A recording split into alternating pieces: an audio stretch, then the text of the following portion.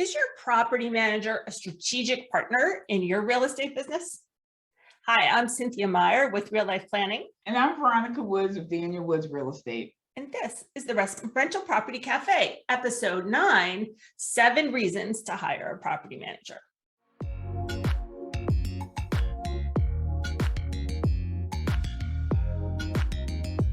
So I will say, in the real estate business that I have with my husband, Steve, we use a professional property manager. We've had the same manager for the entire time that we've been working together, and she has been immensely helpful in growing and scaling our real estate business. So I'm a big fan. Before we get started, Veronica, can you tell us a little bit about what does a property manager actually do? Okay, and I'm a real life property manager. Yes, you are.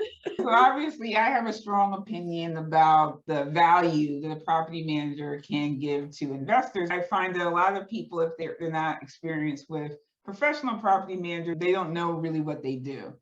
I looked at the latest report of the state of property managers, and they had a survey of the top tasks that a property manager does, and they listed rent collection, maintenance, leasing, inspections, eviction, tax preparation, bookkeeping, and landscaping were the top on the list of probably about 20 different items that a professional property manager can do. That's really interesting. So the property manager that we use, who works for a large real estate brokerage firm and runs a separate property management division, they do everything for us, including some of the bookkeeping, but they don't do the accounting and the tax prep for us. But everything else, that's what we use them for. In my opinion, as a financial planner who works with real estate investors, people have different reasons to use a property manager. Let's talk about some of those 7 reasons that we discovered are the most prevalent. And it's important to add, in the US, roughly 61% of property owners use a professional property manager. So there are a lot of people self-managing for various reasons. I think as we go through our 7 reasons to have a property manager, hopefully, it will open some people's eyes around really the benefits that a property manager can provide. A good property manager should really be viewed as a strategic partner to your investment business. So yes, they take care of the operational stuff, but they help you really plan for growth and scale. Having someone that can help you assess the rental market on an ongoing basis so that you can make smart decisions about when to raise rents, also maybe where to invest in next in terms of what potential cash flow opportunities there would be. Someone really conscious on helping you build wealth is a really good advantage of a true property manager that is a true business partner. I totally agree with that. In fact, as we've talked about before, over the past year, we have been in the middle of 2 1031 like-kind exchanges. So one is finished and the other one is scheduled to close next month. Our property manager was involved in every stage of this conversation, identifying and deciding which properties in the portfolio had high appreciation and were underperforming in terms of the rental return compared to the rest of the portfolio, getting those places ready to sell and working with a realtor so that they were sale ready to put on the market last summer, and then going with us when we looked at potential replacement properties, right? We spent an entire day together with the realtor looking at replacement properties at the end of the summer last summer. My husband went out earlier this year to look at replacement properties for the second 1031 exchange. She was with us every step of the way in making strategic decisions for our real estate business. It's been really valuable for us. What other ways does a property manager act as a strategic partner? Beyond financial plan for growth, mapping out the numbers in terms of where you can get the most ROI of your next investment, just identifying resources and trends like legislative trends that are going on that may impact you as a rental property investment in the area. Let's take COVID and understanding how the emergency relief funds were working in different municipalities. So as a professional, I'm getting feeds of information from various sources, and we're sharing information in the professional community that a lay investor may just not have access to. I'm constantly giving that information to my clients so that they can best prepare about how they want to handle their properties. I think that's a really good point, and something that it's important to think about if you're not the person with boots on the ground day to day in your particular geographic area or municipality, like what's happening legislatively. It happens a lot with changes in short-term rental regulations as well. Sometimes that can sneak up on a rental property owner if they're not on top of it. The laws could change and you might not be able to operate a short-term rental business in the same way anymore. Very helpful to have a professional who is looking out for those sorts of things and keyed in to listening. So that brings us to reason number 2, which is you don't live in the area. Proximity really helps. You may be too far away from the property to handle the day-to-day operations. If you're not close to the property, it's really hard to do an excellent job. Now, many people like to self-manage, and we all know people who like to self-manage their rental portfolios, and you may be one of those people. Sometimes folks are self-managing with the help of, say, a handy person on the ground if they're investing in a different state, but it is easier to self-manage if you're in the same geographic location. If you're far away, like I am, it would be really hard to respond to something in the middle of the night. You also have more investment flexibility when you aren't limiting yourself to the same geographic area where you can actually drive to your rentals in an easy time frame. You can open yourself up to new markets that you might not be otherwise open to if you use a property manager. Tell me a little bit about your experience with working with out-of-state investors or out-of-area investors. Well, I definitely have some clients that, let's say, live in New York and invest in Philadelphia.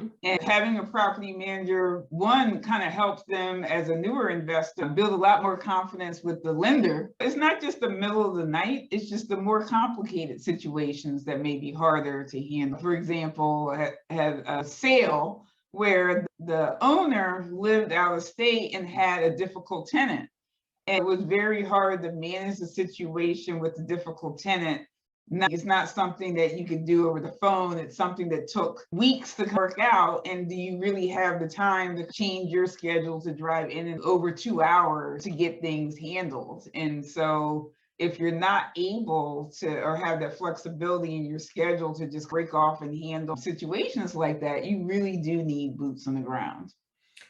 Yeah, that's for sure. And we've certainly run into this over the past more than a decade that we've owned rental properties. I think that brings us to point number 3, which is, do you really have the time? Is your time better spent elsewhere? I can think of situations in our own real estate practice where sometimes something took a couple of days, right? There was water in the basement, or there was a complicated repair, or something that took multiple days. If you've got a job, you've got a busy career or business, and that is where the focus of most of your attention is, you may find that managing the property yourself, it's not going to be done as well as if you use somebody whose primary focus is on doing all of those things. Watching over the property in a really hands-on way is part of preserving your investment. Real estate is an investment that has carrying costs of money, but it also has carrying costs of time. So this will save you frequent interruptions or travel for requests and problems and challenges. I like to think about it just in terms of opportunity cost. If at your job you're worth $300 an hour, and you could pay someone that could handle it at $50 an hour, in order to make more money to fuel your investments, like where does it make most sense to spend your time? So it really is an opportunity cost. Can you do it? There's lots of things that maybe you could do yourself, but if you're building a business or building a career or have family obligations that really are pulling at you, you really have to think about where's the best use of my time to get the return on investment. A property manager actually can save you money. It is definitely could be a really good investment, especially if you're a high wage earner and you're looking at the opportunity cost of your time. A lot of times I hear people self-managing or partially managing, maybe they feel like they have a handyman locally and they can do everything remotely. It falls down to having the tenants manage maintenance.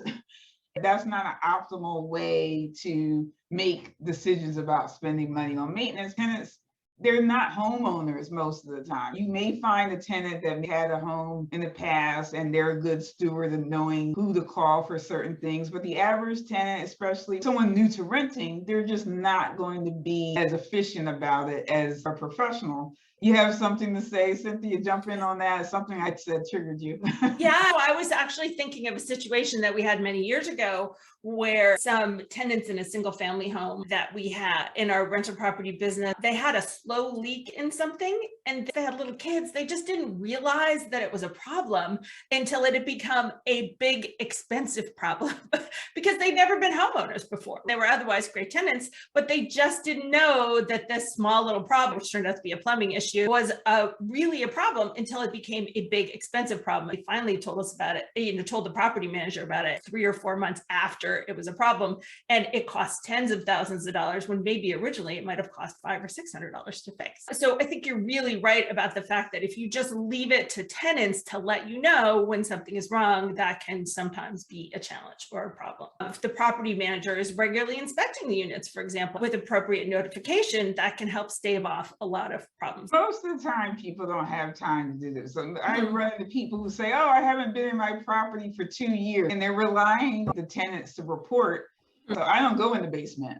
Actually, just this week, I was on an inspection, a municipal inspection, and we noticed a leak in the basement, and the tenant was like, oh, I don't go down there. It's triggered a line of events to take care of it, but she would not have noticed it because she just doesn't go in the basement. So Veronica, as usual, you are one of my very favorite people to talk to and to talk about real estate with. And thank you very much for joining me in the Rental Property Cafe this morning. For those of you who are listening, I'd like to encourage you to check out episode 8, which is, are you really ready to scale your real estate portfolio? I think it's related a lot to this discussion today. And please tell us what you think about the video podcast today. Leave us your comments and connect with us on social. The details are in the show notes. So thanks very much. Have a great day.